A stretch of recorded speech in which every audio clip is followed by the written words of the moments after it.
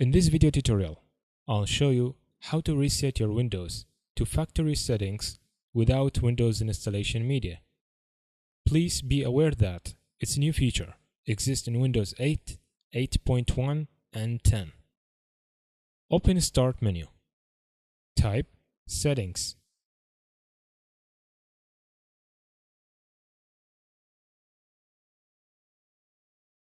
Click Update and Security. Click Recovery.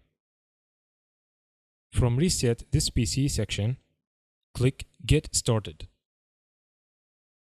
There are two options for resetting this PC.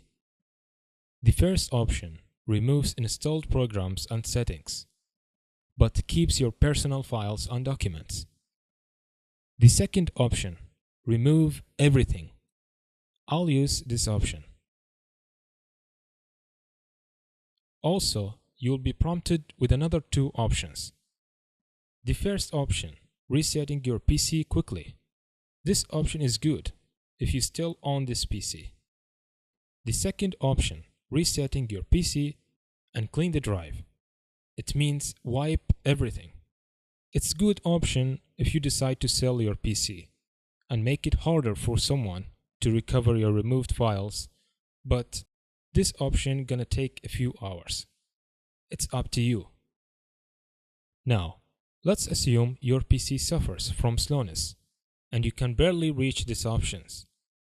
There is another way to access this feature. From Start menu, click Power button. Press and hold Shift key and click on Restart. This is gonna take you to this screen. Select Troubleshoot. Select Reset this PC. And here we are, prompted with the same options for resetting your PC.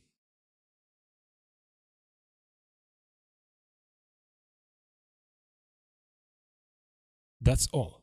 I hope this video was easy to follow and helpful. Thanks for watching.